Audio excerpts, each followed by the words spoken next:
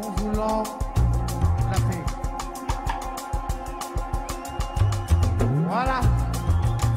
On parle des droits de l'homme, des droits de l'homme. Oui. Quand il n'y a pas de paix, il n'y a pas de droits de l'homme. Soyons sérieux. Yeah! Et je voudrais ici interpeller la France, les États-Unis, la Russie, la Chine, l'Angleterre. Ils sont les 5 membres permanents du Conseil de sécurité des Nations Unies. C'est eux qui doivent amener la paix. Mais malheureusement, ce sont les 5 qui sont les plus grands marchands d'armes sur la terre. Mon frère Sarkozy, tu dis que l'Afrique n'est pas entrée dans l'histoire. Et je voudrais te donner une chance unique pour entrer dans l'histoire pour l'éternité. L'abolition de la guerre sur la terre. Yeah! Abolir la guerre sur la terre. Mesdames, mesdemoiselles et messieurs, bonjour et bienvenue à cette édition de Grand Débat sur Tempo Afrique TV. Votre animateur principal, Serge Nyawa, qui va vous entretenir aujourd'hui dans un grand débat. Et pour cela, j'ai réellement invité quelqu'un qui va nous donner beaucoup d'informations sur tout ce qui se passe. Mais pour l'instant, avant de vous annoncer le thème de ce grand débat, je voulais quand même remercier tous ceux qui ont eu le temps de regarder Tempo Africain, qui continue de nous appeler, nous apprécier. Cela est de notre devoir de vous apporter beaucoup d'informations sur le continent africain. Merci aussi à Malik Sall pour la réalisation de cette émission Grand Débat. Je voulais encore dire merci toutefois à mon cher à mes panélistes qui m'ont toujours fait l'honneur d'être sur, comment on appelle, à ce studio pour la continuité de ce grand débat. Sans toutefois tarder, revenons rapidement dans ce studio pour dire bonjour tout simplement à monsieur Yves Kenao. Yves, comment ça va? Ça va, bonjour Serge et chers téléspectateurs, bonjour. Merci d'être avec moi. Voilà, je pense qu'aujourd'hui encore on va chauffer le coin. Je le vois, vous êtes en train de briller. On va chauffer le coin en donnant des informations et les vraies, des informations de dernière minute et de sources sur les vraies informations. Sur le cas, Tempo Afrique avec Grand Débat sont là juste pour cela, pour informer le peuple africain, pour informer la diaspora africaine et pour informer tous ceux qui sont assoiffés d'avoir les vraies informations d'Afrique. Merci donc mon cher Kenao, sans toutefois tarder, je voulais introduire notre invité du jour depuis l'Europe.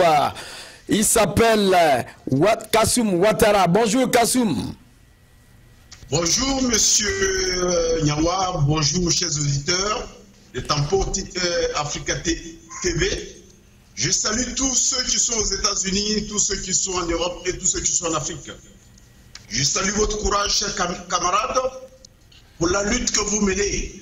Parce que aujourd'hui, nous avons besoin des chaînes, n'est-ce pas, des chaînes africaines qui vont porter la voix de l'Afrique. L'Afrique, c'est une identité, n'est-ce pas? L'Afrique a une culture, l'Afrique a une philosophie, l'Afrique a une pensée, l'Afrique a des projets. Alors, nous avons besoin, aujourd'hui, quand nous le savons, que la communication elle est très importante dans la politique internationale, nous avons besoin de chaînes panafricaines qui peuvent apporter la voix des Africains partout là où se trouvent, les projets, les philosophies, les cultures. Raison pour laquelle je salue votre courage pour tout ce que vous faites. Merci beaucoup, chers amis.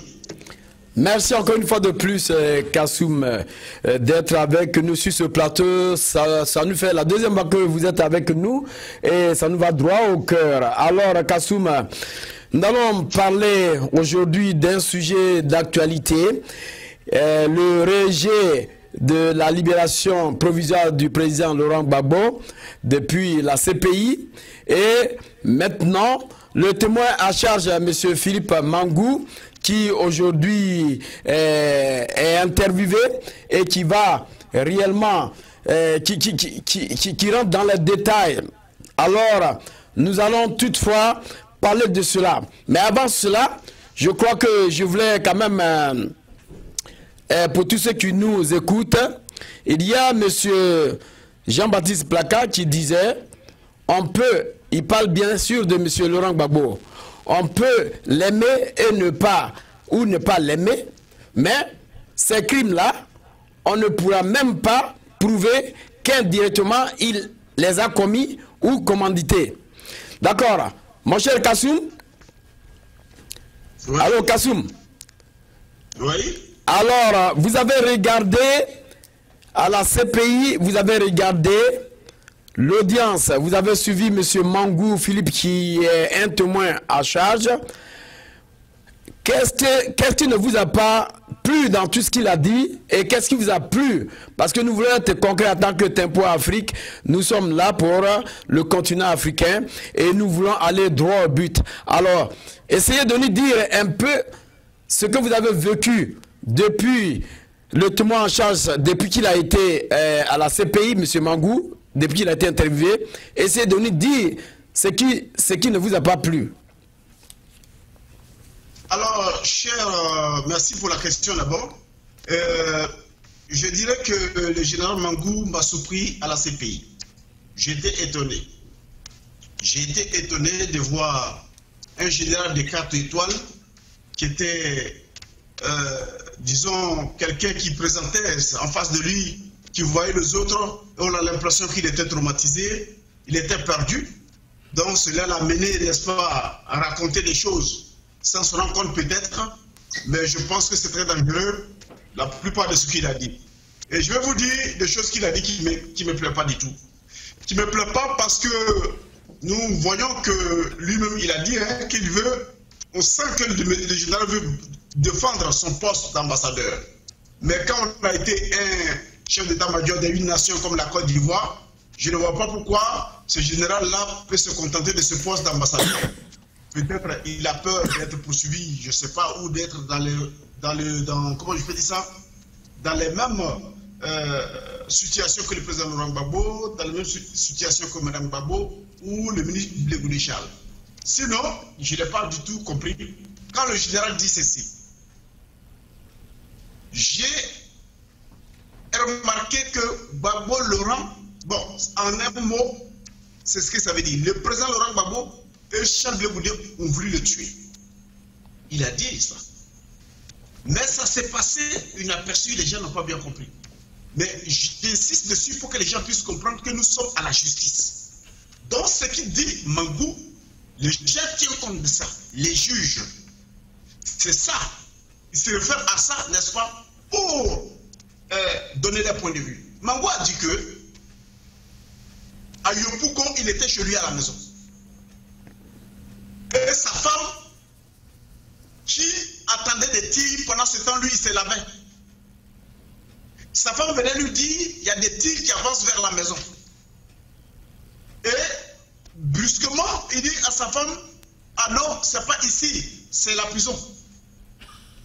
Et il constate effectivement que les tirs avançaient vers sa maison. Il sort, il voit sa femme agenouillée sur les lits, en train de prier. Et c'est ce jour-là, lui, il a vu que sa femme était splendide. Chose qui ne nous intéresse pas du tout.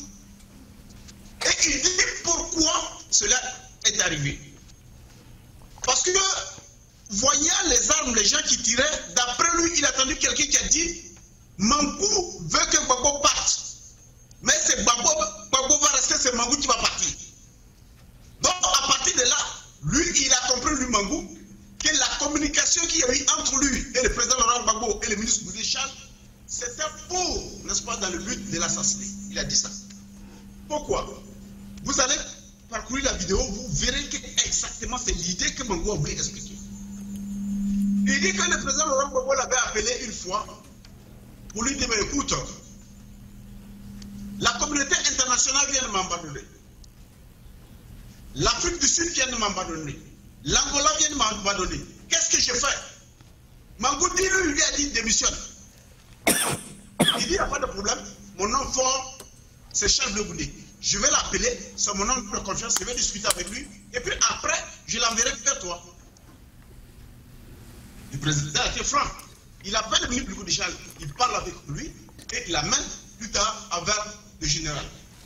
Dans la causerie, les deux personnes, c'est-à-dire le général Mangou et le ministre Charles de Goudet, ils se sont entendus que le président doit démissionner.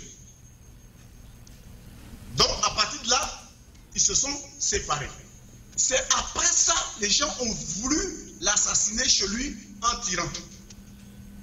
Et dans sa conclusion, si ce n'était pas un coup monté, le président Laurent Gbagbo allait recevoir le ministre Charles de Goudet et lui, tous les deux ensemble. Mais attends, ce n'est pas parce qu'il n'a pas reçu les deux ensemble que c'est un coup qui se montait.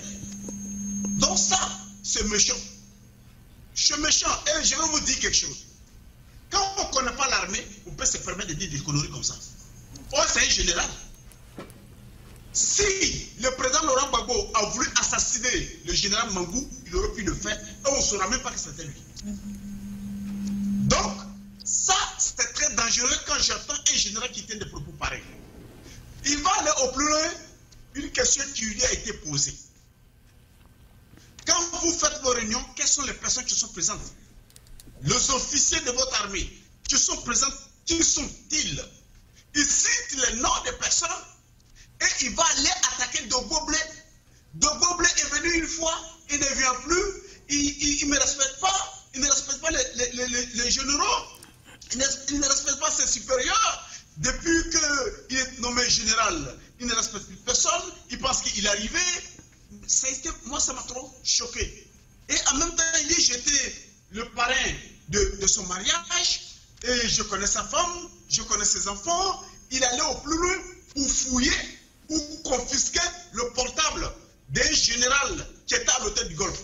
Mais monsieur Nyawa, quand il y a la guerre, je vous dis, quand il y a la guerre, on se méfie de tout le monde. Ça fait parce que quelqu'un est général et qu'il sort chez l'ennemi, il faut le laisser. Et puis d'ailleurs, le général dont il parle, c'est un soutien d'Alassane Ouattara et il est à l'hôtel du Golfe. Et quand vous sortez de l'hôtel du Golfe, pourquoi on ne peut pas vous soutenir? Pourquoi Anaki Kombina parti de l'hôtel du Golfe? Parce qu'il a eu beaucoup de choses qui s'est passé là-bas. Alors quand quelqu'un sort comme ça et qu'on le fouille, on prend son portable, en quoi il y a du mal? En quoi manque de respect? Voilà un général, ça prouve que le général Mangou a négligé cette guerre-là et voilà pourquoi la chose a été catastrophique pour l'État de Côte d'Ivoire à l'époque. Donc, ce sont des comportements qui ne réfèrent pas à un général. Un général ne peut pas pleurer. Comme une femme, un général ne peut pas dire à chaque fois qu'il fait une phrase, je n'ai parlé à ma femme et c'est ma femme qui m'a dit ceci, j'allais parler à ma femme, c'est ma femme qui m'a dit ceci. Ça, c'est honteux quand on veut être un homme à la tête d'une armée. Une armée défend toute une nation. Et on se comporte comme ça, c'est pas logique. Troisième chose qui ne m'a pas plu. Le général Mangou, à un moment donné, il fuit. Mais mon cher ami, être général, chef d'état-major, c'est semblable à être un capitaine d'un bateau. Quand vous êtes chef d'un bateau, capitaine d'un bateau, si le bateau coule plutôt, si le bateau coule, vous coulez avec le bateau. Mais vous ne pouvez pas sortir. Mais ici, voilà quelqu'un qui est général, chef. Je veux dire, celui le chef, le général de division d'autres armées. Tu te rends compte? Le général de division de notre armée. Et puis celui-là, il abandonne ses hommes sur le terrain, il fuit, il va aller se cacher à l'ambassade de l'Afrique du Sud. Et puis il est dit lui-même. Mais ça, s'il fuit, c'est qu'il est incompétent. Il ne mérite pas ce qu'on on ne l'en veut pas pour ça. Mais lorsqu'il était en communication avec Ouattara, et qu'il confie, n'est-ce pas, sa fidélité à Ouattara, il confirme ça avec lui, mais pourquoi il sort de l'ambassade de l'Afrique du Sud? Tu fuis l'armée, tu abandonnes tes hommes, ils sont en train de les tuer sur le terrain. Tu te retrouves à l'hôtel du Golfe, à l'ambassade de l'Afrique du Sud. Parce que ta femme t'a dit, si on part là-bas, comment les enfants vont aller à l'école, où les enfants vont fréquenter, comment on va s'en sortir. Donc voilà les choses qui ont réveillé à M. Mangou pour qu'il revienne encore voir le président Laurent Gbagbo. Ça veut dire que la nation là, ce qui se passe sur la nation ivoirienne ne l'intéresse pas. Les gens qui mouraient, ça lui dit rien. Les cadavres dans toutes les rues, ça lui dit rien. les femmes éventrées, les femmes violées là, ça n'a pas de problème de Mangou. Votre général, le général des Ivoiriens, celui en qui les Ivoiriens disent que c'est le général, jusqu'à la 4 étoiles, moi je ne savais pas que c'est un général qui n'a que des métals qui sont nos pôles. Parce que l'armée, il faut incarner cela. L'armée, il faut l'être. L'armée, là, on ne devient pas militaire parce qu'on a envie de devenir militaire. On devient militaire parce qu'on incarne, on a un caractère en nous, n'est-ce pas, qui se reflète à la réalité de l'armée. Voilà quelqu'un qui est là, tu fuis. Tu fuis, mon frère. J'ai dit, il fuit. Parce que ça, là, c'est une façon de fuir. Et puis ça, il revient tout simplement parce que sa femme dit, oh, nos enfants. Donc la nation ivoirienne n'est pas plus importante que les enfants de M. Mangou. Vous vous rendez compte que nous avons des aînés à qui nous avons cru. Ces personnes, nous croyons en eux. Nous pensons que ce sont eux qui peuvent nous défendre. Nos jeunes frères, ils se sont levés. Ils se sont levés, je vous dis. Et ils ont fait face au canon d'Alassane Dramane Ouattara. Pendant ce temps, lui, il était chez lui à la maison. Il faisait des petits calculs pour sa femme et ses enfants. Moi, je dis, c'est une façon d'insulter les Ivoiriens. Il ne mérite pas, ce gars-là, d'être un général. Je ne sais pas dans quel coup et qu'est-ce qui s'est passé. Et Gbagbo Laurent l'a nommé comme un général. Frère, ce qui m'a choqué en plus, on dit embargo sur la Côte d'Ivoire. Embargo sur la Côte d'Ivoire et M. Mangou n'était pas capable de trouver. On leur a donné 5 milliards. Ils sont incapables de trouver des armes. Ils sont incapables de trouver des munitions. Où est l'argent là? Cet argent-là, c'est où aujourd'hui? Qu'ils nous le disent. Qu'ils nous le disent. Parce que aujourd'hui, moi et vous, nous sommes en train de parler. Il y a des terroristes dans le monde. Et le terrorisme dans le monde, c'est partout. On les combat partout. Mais le terrorisme qui est sanctionné partout dans le monde arrive à se procurer des armes. Mais l'État de Côte d'Ivoire, parce qu'il y a l'embargo, soit 10 ans, il ne peut pas trouver des armes. Mais j'ai dit, il y a eu une négligence. Je viens de comprendre à travers le propos de Mangou, le Camerounais, l'écrivain camerounais que j'oublie son nom, qui disait vers la fin de cette guerre, tout le monde abandonné Gbagbo, il s'est retrouvé tout seul. Parce qu'au début, je ne le comprenais pas. C'est maintenant que je viens de le comprendre. Mangou, il a joué un double jeu dans cette guerre. Nous venons de comprendre pourquoi Ouattara l'a nommé ambassadeur. Nous venons de comprendre. Vous voyez Kasaraté, on dit Kasaraté vient d'être chassé. Kasaraté a démissionné de son poste avant de venir ici. Il n'a pas été chassé. Donc, celui-là, est-ce qu'il a démissionné avant de venir témoigner? Celui-là, est-ce que quand l'Irak va démissionner? Voilà le général des Ivoiriens, des plaisantins à la tête de notre nation. Comment nos problèmes vont finir? Nos problèmes ne finiront pas. Voilà, cher ami, ce que je peux dire du comportement du général Mangou dans cette guerre que lui-même il a dit. Et puis sans oublier que tous ceux Mangou a combattu, tous ceux Mangou a essayé de les salir devant cette cour-là, ils sont tous en prison. Je venais de comprendre que ces gens-là ne sont pas partis en prison pour rien. C'est parce qu'il y a un officier qui les dirigeait, qui disait, voilà des personnes qui ont voulu défendre le pouvoir de Gbagbo. Or, ce n'était pas le pouvoir de Gbagbo, ils ont voulu défendre des institutions de la Côte d'Ivoire.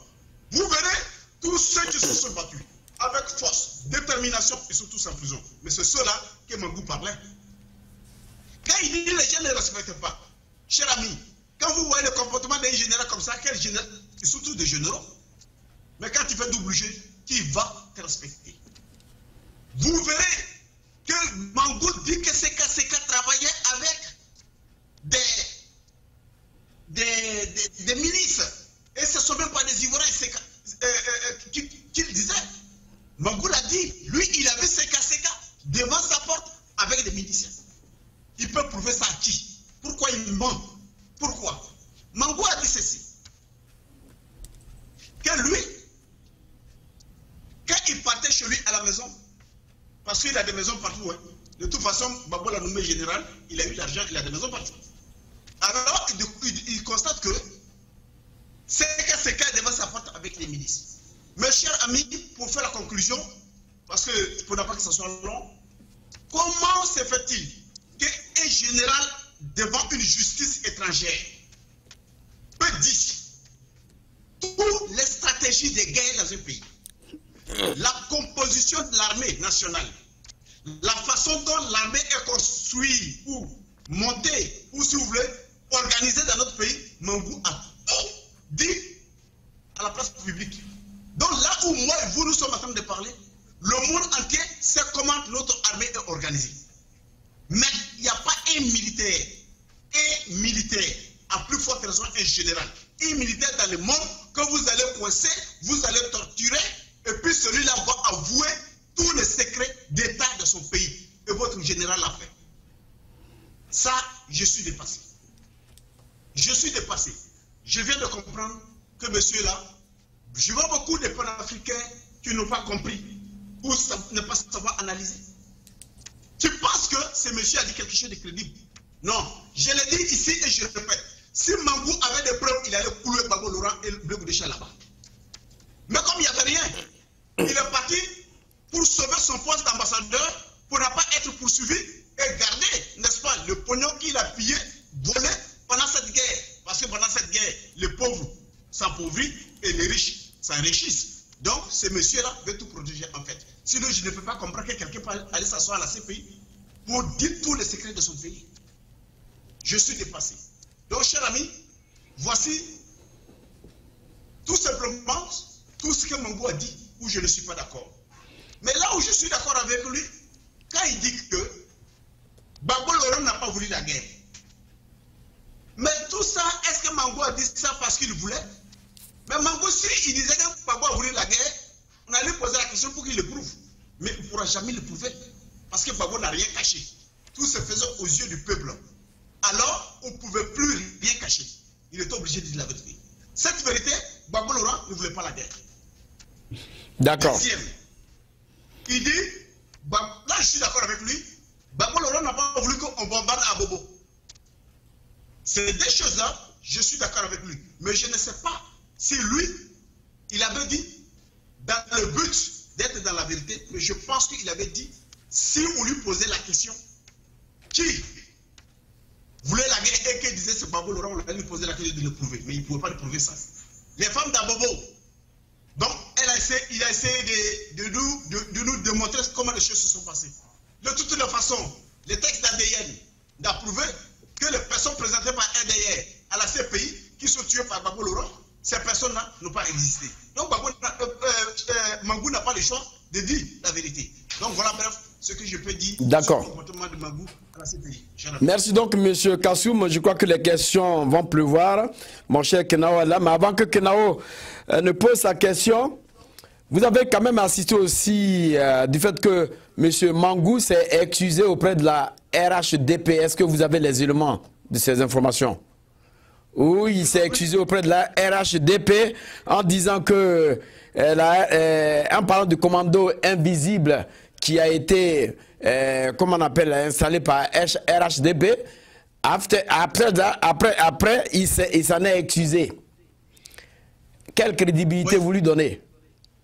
Oui, mais je veux vous dire que ce n'est pas seulement RHDP, il s'est excusé aussi auprès même des individus, comme Henri Konan Bédié, comme Alassane Dramane Ouattara et comme Sorodium. Ça n'a rien à voir avec la coalition de ces bandes de personnes qui ont tué les Ivoiriens. Mais je vais dire tout simplement des choses qui concernent, n'est-ce pas, des personnes. Il s'est adressé à des individus, il les a rendu visite, il s'est expliqué et s'est excusé auprès de ces personnes. Au départ même, vous verrez à la CPI, dans les explications de Mangou, dit qu'il a été voir le président qui a été élu. Quand il dit le président qui a été élu, il parlait d'Alassane Dramane Ouattara. Or, nous savons comment les élections se sont passées en Côte d'Ivoire. Il faut dire, même si tu n'aimes pas le prévier, il faut savoir que c'est un grand chasseur quand il a l'air. Gbagbo Laurent en Côte d'Ivoire, c'est un grand politicien. Nous tous, nous savons qui il était. Et nous savons la séduction qu'il faisait pour le peuple ivoirien. Il n'y a pas de raison que Gbagbo perdait ces élections-là. Pourquoi? Parce qu'il y avait trop de problèmes. La guerre, les viols, les crimes qui se sont passés au nord. Et quand des urnes sont confisquées, chers amis, lorsque vous êtes deux, toi et moi, nous sommes, excuse-moi de te tutoyer, vous et moi, nous sommes deux sur cette chaîne. Imaginons-nous quand on nous demande de voter.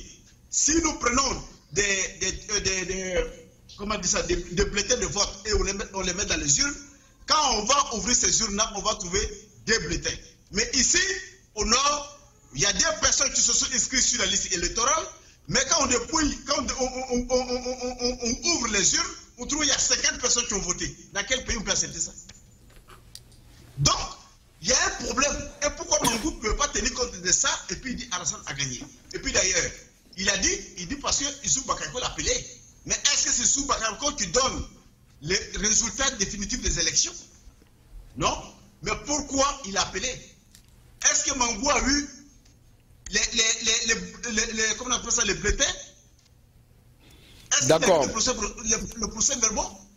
C'est sur quoi il se base pour dire qu'Alassane Dramane va gagner ces élections-là? Mangou, c'est un peureux. Mangou est dans le système. Vous savez, je n'ai pas envie de parler des réseaux ici ce soir.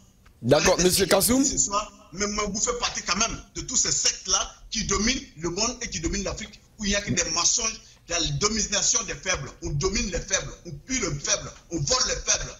Et je vais dire, Mangou, c'est des gens comme ça, peureux, qui sont dans France-Afrique, n'est-ce pas, qui sont cachés, qu'on ne connaît pas parfois. Sinon, comment Sarkozy a dit chez lui à Paris, Alassane Dramane Ouattara a gagné les élections, Gbagbo a perdu.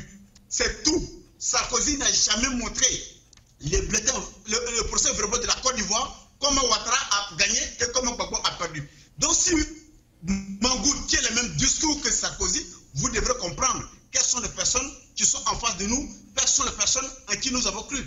Voilà. Donc, il s'est excusé effectivement devant RHDP, mais parce que c'est un lâche, parce qu'il veut garder son poste, il sait ce qui s'est passé. Et voilà pourquoi je dis que c'est quelqu'un, il n'avait pas de preuves. S'il avait des preuves, il allait essayer de clouer le président Laurent Gbagbo à la CPI et le ministre Bourgoul de Chal. C'est ce qu'il même il a essayé de faire, parce qu'il n'a pas de preuves, tout simplement. D'accord. Nous avons vu tous les autres généraux qui sont venus témoigner.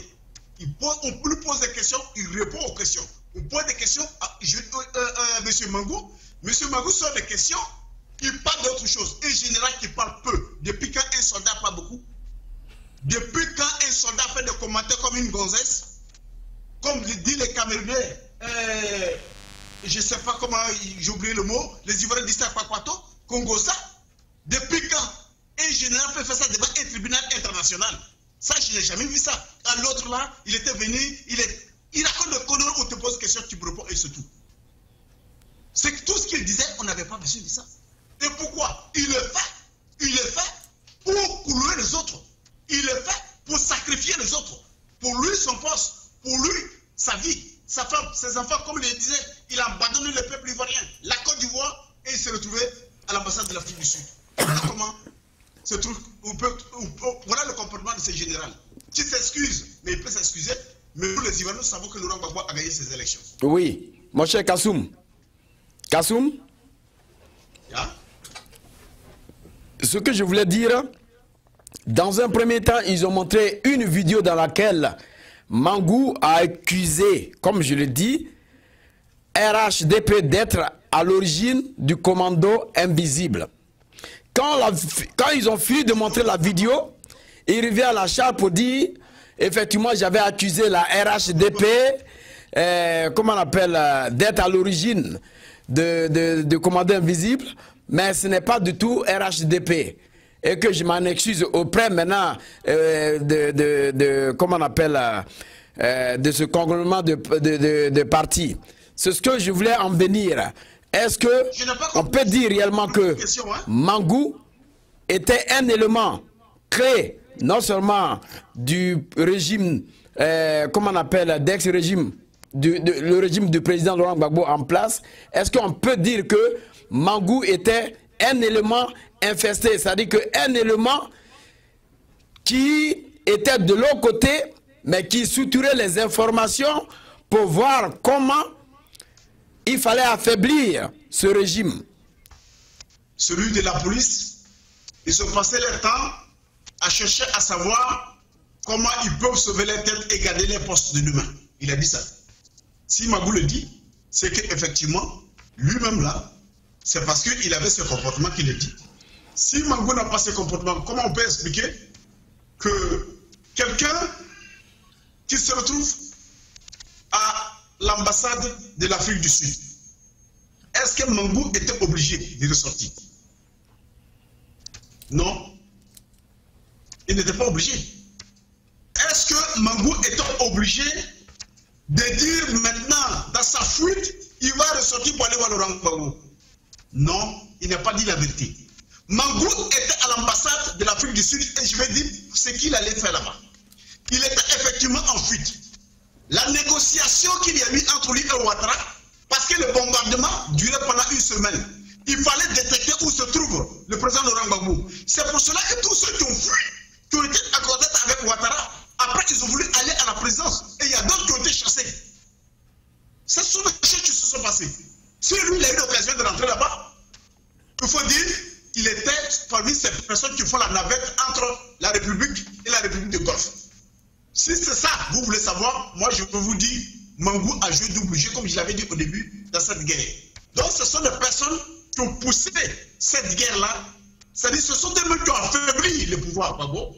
Ce sont eux qui ont affaibli l'armée ivoirienne. Sinon, pourquoi les autres généraux, toi qui es le chef d'état-major, et tous les autres généraux ne veulent pas entendre parler de toi?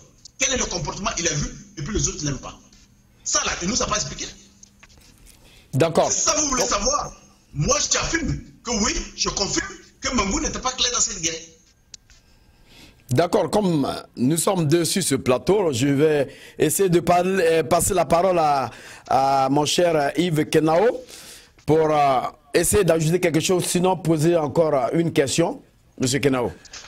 Voilà, Monsieur Kassoum, merci beaucoup pour votre intervention et pour je ne vous attends pas, monsieur, que vous avez apporté.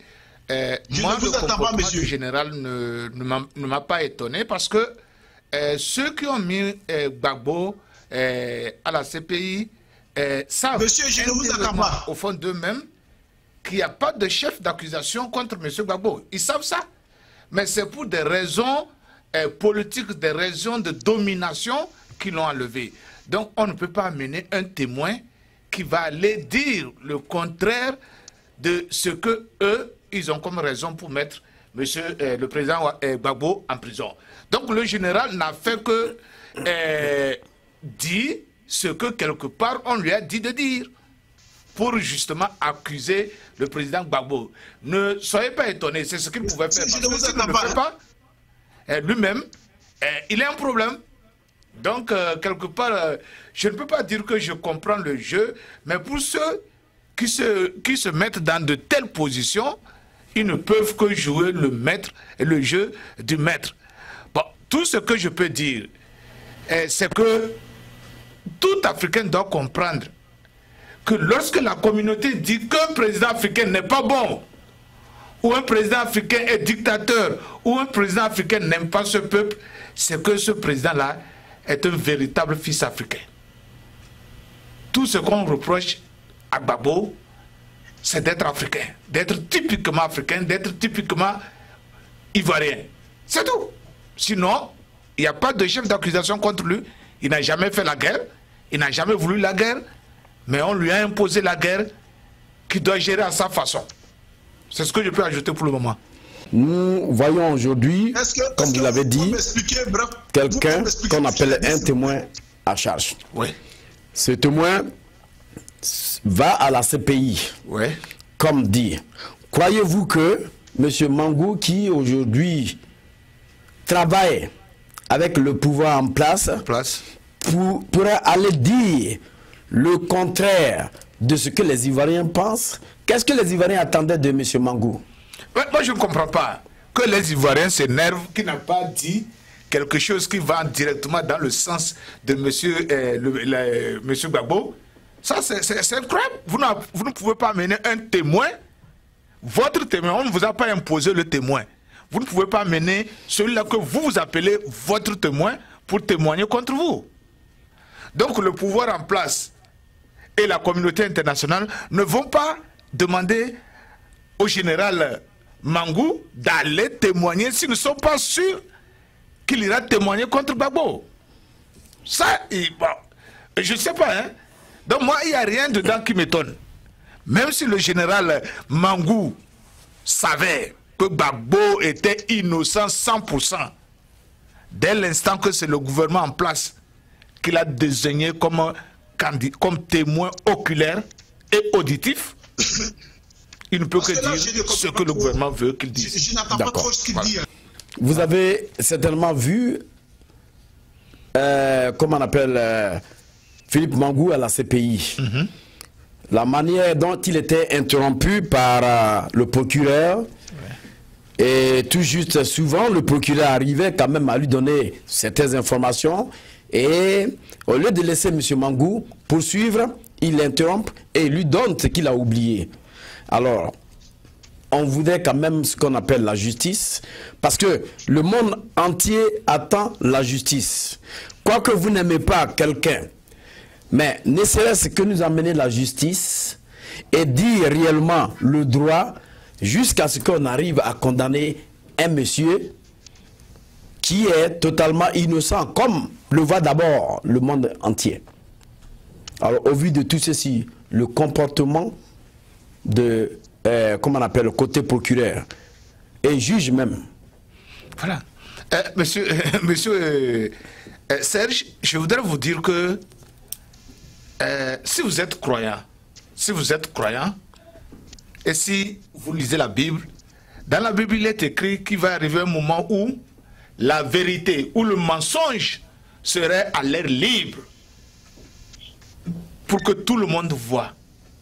C'est que la vérité finira par triompher.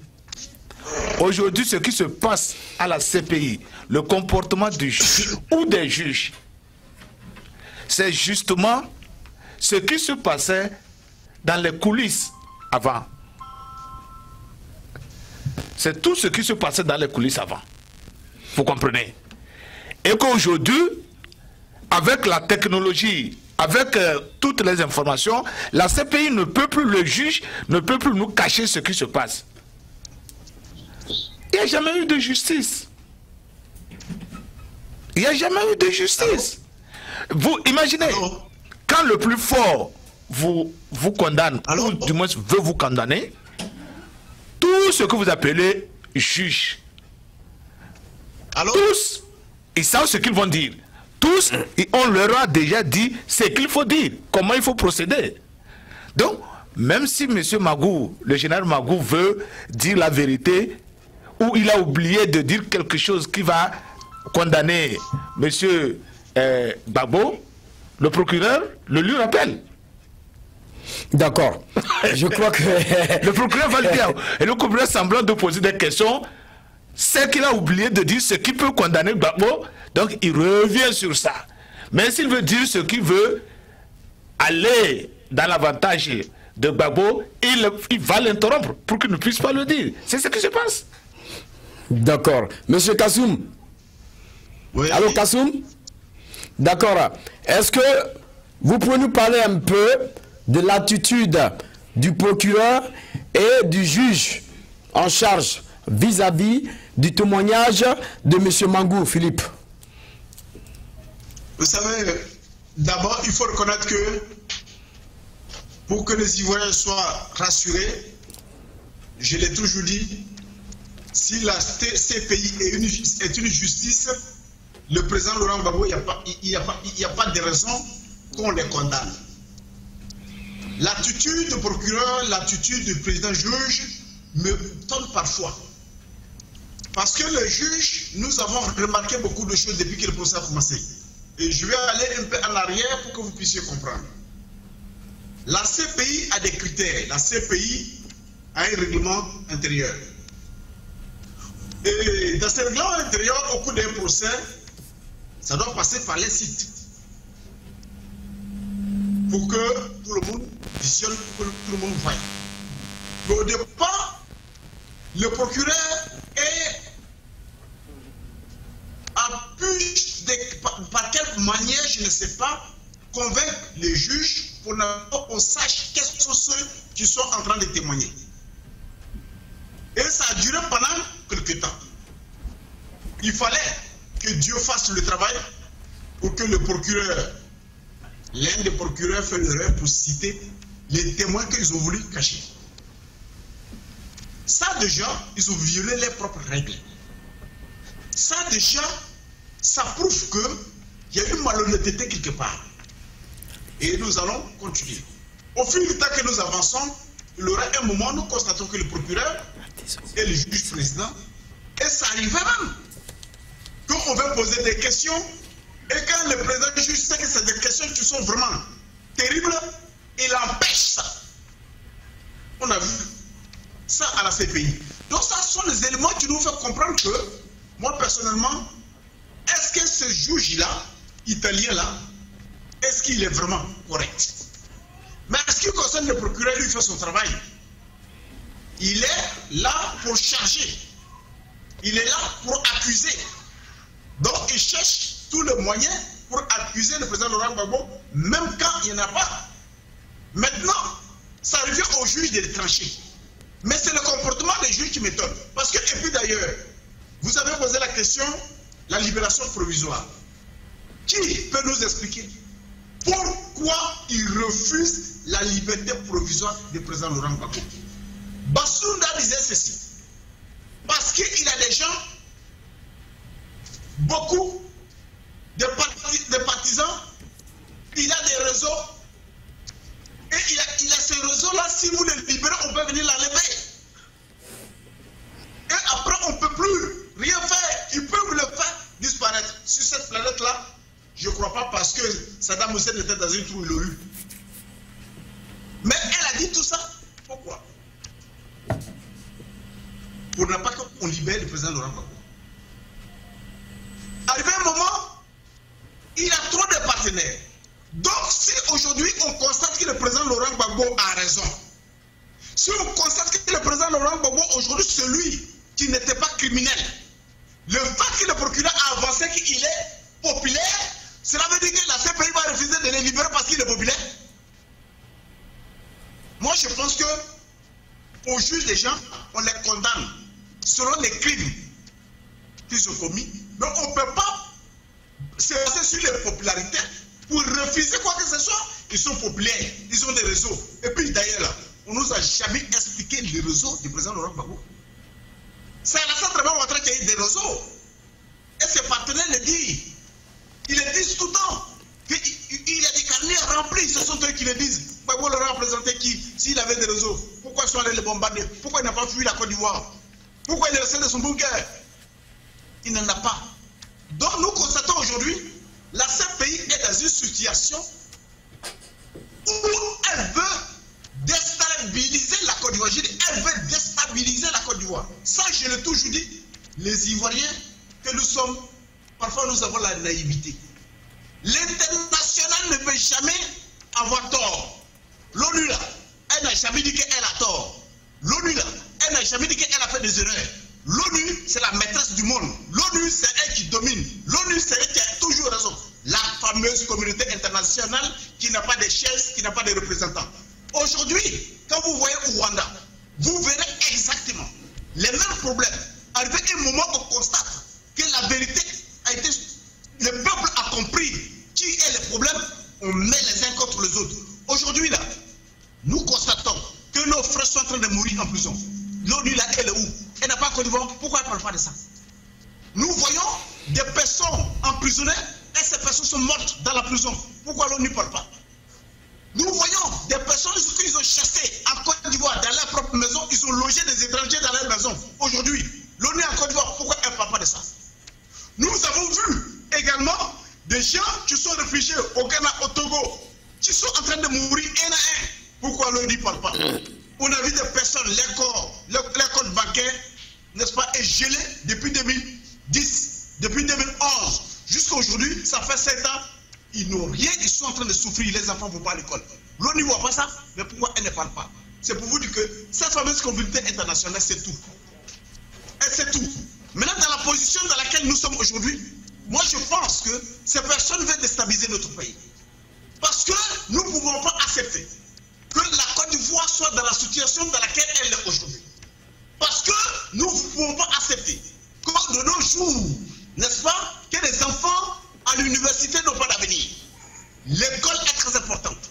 Ça prépare notre jeunesse. Mais quand je constate aujourd'hui qu'en Côte d'Ivoire, les élèves n'ont pas de doctorat, ceux qui sont en médecine, ceux qui sont scientifiques, qui sont en train de faire des études, en tant que scientifiques, ils n'ont pas des appareils, ils n'ont rien du tout, et les gens sont là, ils souffrent. Et tout ça là, tout le monde voit, mais cette ONU dont on parle, cette communauté internationale dont on parle, en train de vouloir confisquer quelqu'un qui n'a rien fait, depuis ça fait combien de témoins qui sont partis? Cher ami, il n'y a pas une seule qui a pu changer Laurent Gbagbo d'être criminel. Il n'y a pas une seule qui a pu charger Bégo Deschamps pour dire qu'il est criminel. Donc qu'est-ce qu'ils font là-bas? Pourquoi on leur donne pas la liberté provisoire tout simplement? Et pourquoi il est mis là-bas jusqu'à présent? Mangou est le témoin joker de cette justice. Procureur, la personne qui est là pour venir condamner le président Laurent Gbagbo, le ministre Bégo Deschamps, c'est Mangou. Aujourd'hui là, si Mangou a donné ce témoignage comme ce que nous avons constaté, il n'a pas pu chercher le président Laurent Gbagbo, la CPI n'a qu'à le libérer, et puis c'est tout. S'ils ne le font pas, c'est qu'ils vont planifier la déstabilisation de la Côte d'Ivoire pour s'en sortir.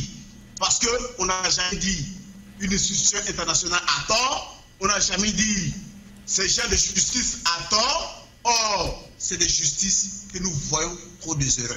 Même chez moi au village, à l'arbre par l'arbre, on ne juge pas quelque chose comme ça.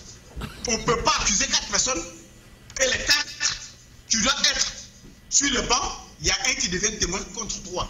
Moi, je n'ai jamais vu ça. Je n'ai jamais vu ça. Toi et moi, on s'en va voler. Et puis, du coup, moi, je ne deviens plus voleur. Moi, je suis celui qui vient témoin. Sans même m'expliquer. Franchement, c'est des choses qui ne se passent pas. Donc, je trouve vraiment pas correct, pas juste. Donc, je constate qu'aujourd'hui, la CPI a un projet. L'international a un projet. Vous savez, Gbagbo Laurent à la CPI a un chef de Goudé, c'est l'ONU, c'est la France qui l'a envoyé là-bas. Donc, s'ils sont là-bas et que ces institutions les confient jusqu'à présent, c'est qu'ils ne sont pas prêts, n'est-ce pas, de libérer le président Laurent Gbagbo. Et s'ils ne sont pas prêts à libérer le président Laurent Gbagbo, c'est qu'ils sont prêts à déstabiliser notre pays. Voilà ce que je veux vous dire. D'accord. Je crois que restez toujours en ligne, Kassoum. Vous avez tout dit, mais les Ivoiriens attendent beaucoup de vous aussi. La défense du président Laurent Gbagbo, je crois que cette défense va fournir beaucoup de preuves pour pouvoir contrecarrer ce que M. Mangou a dit. Est-ce que réellement, selon vous, est-ce que nous pouvons dire que cette défense est réellement prête pour essayer de contrecarrer tout ce que le général Mangou Philippe a dit? Et je crois que voilà, le président Laurent Gbagbo a une défense. Ouais. Et cette défense aujourd'hui s'est préparée. Cette défense a pu voir réellement M. Mangou Philippe, sinon le général Mangou Philippe, sorti de sa réserve. Est-ce que vous croyez que cette défense pourra quand même venir avec beaucoup de preuves et mettre le témoin en charge à sa place? Serge, dans cette histoire du jugement de Gbagbo, je vais vous dire une chose. Quand un chef d'État, en dehors de ce qui s'est passé avec le président ou le vice-président Kenya, en dehors de cela, si vous, parce que je vous attends pas là, vous faites vous laissez jusqu'à arriver à la Cour pénale internationale, c'est que vous ne sortirez pas victorieux. On a seulement donné la chance à Gbagbo d'avoir un avocat de défense, juste pour dire que ses droits sont respectés. Mais en fait, eux, ils ont déjà leur sentence. La sentence, c'est quoi? C'est de garder Gbagbo aussi longtemps que possible pour qu'il ne puisse plus jouer un rôle sur la scène politique ivoirienne. C'est tout. La défense ne fera... La défense, on va lui laisser parler. On va laisser la défense poser des questions aux témoins, faire tout comme un jugement régulier. Mais la sentence, elle est déjà là. La sentence finale. La sentence finale, elle est déjà là. Gbagbo, selon eux, hein, mais ils ne le disent pas clairement, selon eux, Gbagbo doit rester à la CPI aussi longtemps que possible pour qu'il ne puisse pas participer à la vie politique de la Côte d'Ivoire.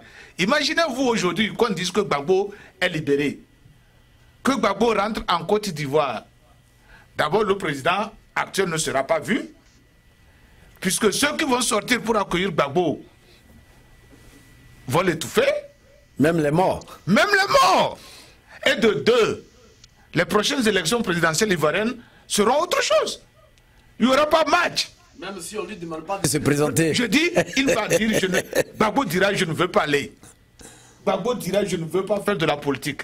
Gbagbo dira, je veux rester à la maison pour me reposer. Mais je vous dis que les Ivoiriens qui le soutiennent vont dire qu'ils n'ont qu'un seul candidat, Gbagbo. La preuve, Gbagbo est en prison, les Ivoiriens disent que c'est Gbagbo, leur candidat. Et maintenant, il est libéré, il est encore en Côte d'Ivoire, et qu'il ne sera pas candidat, ça ne va jamais se passer. Donc, pour ceux qui l'ont mis là, ils disent quoi? Nous allons le garder. Nous allons toujours trouver des raisons pour qu'il soit là-bas, jusqu'à ce que Gbagbo ne soit plus en mesure d'être candidat en Côte d'Ivoire. Rapidement, est-ce qu'on peut dire que c'était une erreur d'amener Gbagbo à la CPI? Non, mais ce n'est pas une erreur. Ce n'est pas une erreur. Parce que garder Gbagbo en Côte d'Ivoire en 2011, oh non, il n'aurait rien fait. La communauté internationale n'aurait rien fait de l'enlever, de le garder en Côte d'Ivoire. C'est pour cela qu'on l'a éloigné des Ivoiriens. D'accord. Parce que je te dis que si Gbagbo était en Côte d'Ivoire, quelle que soit la sécurité de cette prison-là, les gens finiront par les casser. Alors, Kassouma, Ouais. Kassouma, est-ce que vous m'entendez? Oui. Oui. Voilà. Alors, la défense du président Laurent Gbagbo va se prononcer sur ce que le témoin en charge, le général Philippe Mangou, a dit. Est-ce que vous croyez que cette défense pourra réellement contrecarrer M. Philippe Mangou? D'accord. Avant de vous répondre, je vais dire quelque chose au monsieur qui venait de parler tout à l'heure là. Allez-y. Voilà, moi je vais lui dire que M. Ouattara a mal fait d'envoyer le président Laurent Gbagbo à la CPI. Oui, il a très mal fait de l'envoyer à la CPI, il n'était pas obligé. Non plus pour rester en Côte d'Ivoire, il pouvait rester. Si le régime Ouattara était un régime humain et qui respecte nos institutions. Parce que pour respecter un président qui en existe ou qui n'est plus, il faut d'abord connaître la valeur d'un président. Donc, on n'a pas le droit de le torturer, on n'a pas le droit de lui faire du mal. Sinon, le président Laurent Gbagbo pouvait être en Côte d'Ivoire, on allait régler nos problèmes. Puisque, aujourd'hui, la situation, elle est... Je vous dis que je ne crois pas, je ne crois pas. Parce qu'au moment là, les choses étaient tellement chaudes. Je ne crois pas. Et ça serait beaucoup plus dangereux que de le garder en Côte d'Ivoire. Et les choses allaient se passer normalement sans qu'il y ait un problème.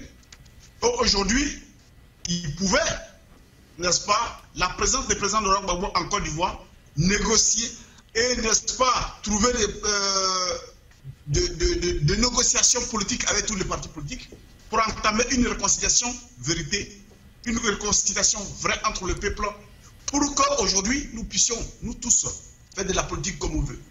Même M. Ouattara, sachant cela, comme sa présence en Côte d'Ivoire, ça pas dans l'intérêt des Ivoiriens, et qu'il est venu spécialement parce qu'il a envoyé par ses outils impérialistes, coloniaux, donc il joue son rôle. C'est pour cela qu'il a envoyé le président Laurent Gbagbo et Charles Blé Goudé.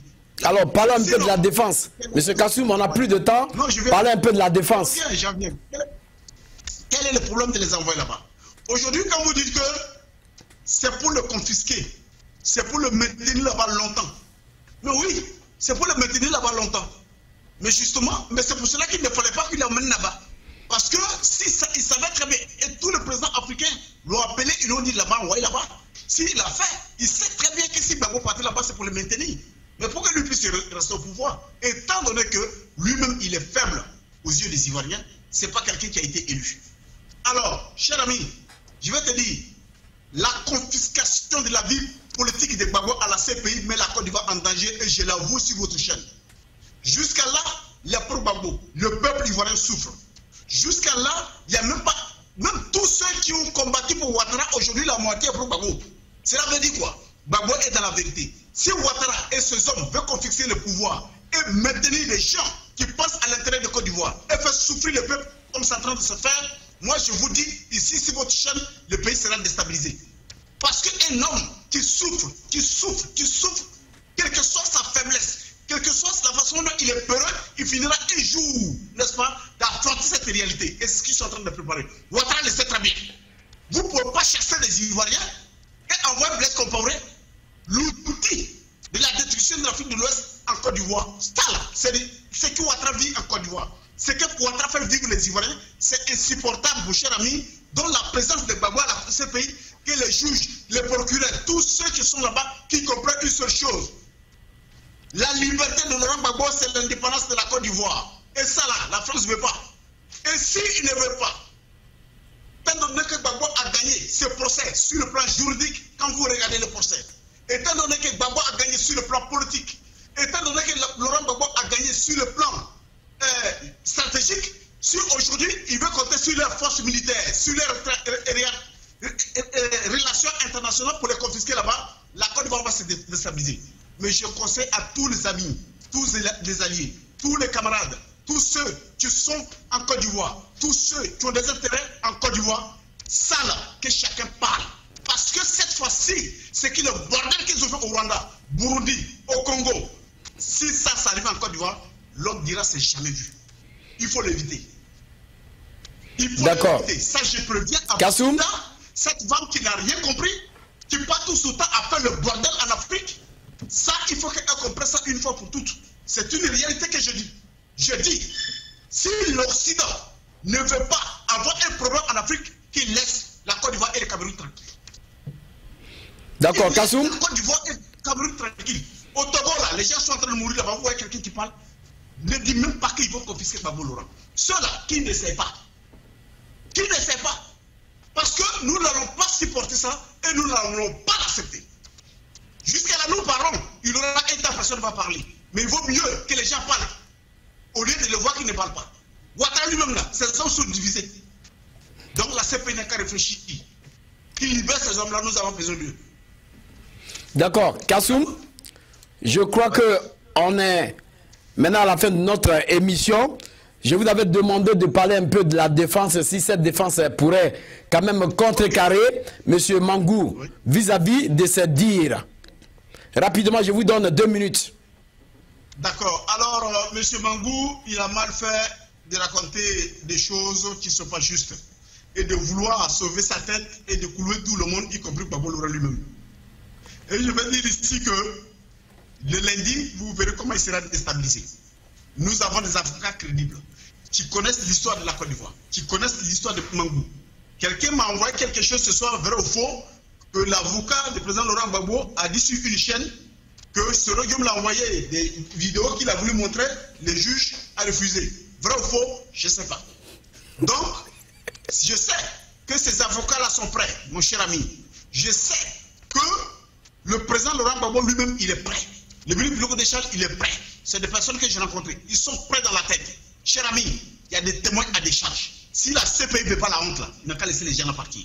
C'est parce que les gens ne savent pas ce qui se passe là-bas. C'est une guerre intellectuelle, juridique. Et ça, là, nous ne perdons pas ça. Parce qu'on se prépare en fonction de ça.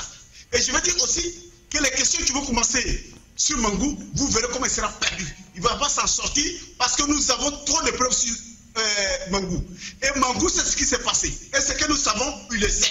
Par conséquent, il ne s'en sortira jamais devant ces avocats-là. Il sera bloqué, il sera, disons aujourd'hui, il sera perdu dans ce procès. Parce qu'il y a trop de preuves, il y a trop de vidéos sur Mangou lui-même. Je ne sais pas ce qu'il va venir dire. D'ailleurs, il n'a rien dit de bon.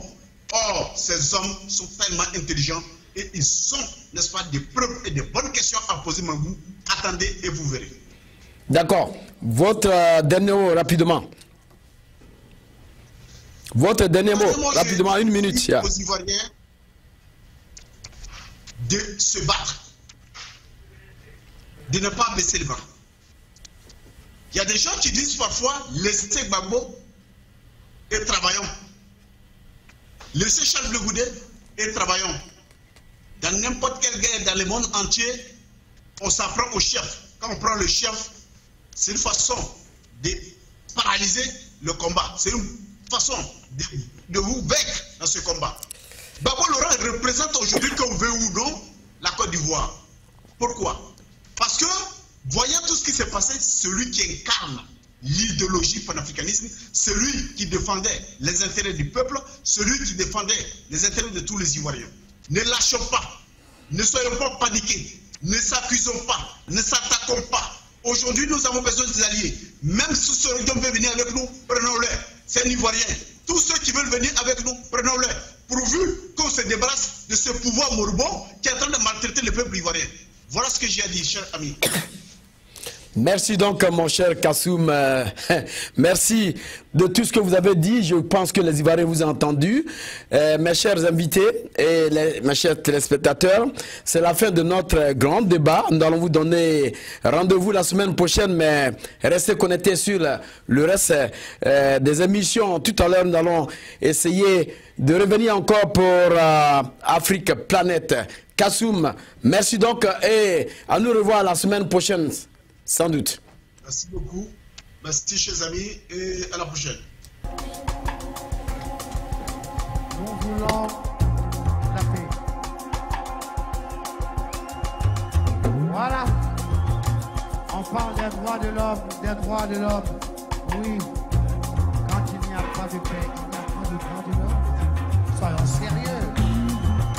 Yeah! Et je voudrais ici interpeller la France, les États-Unis, la Russie, la Chine, l'Angleterre.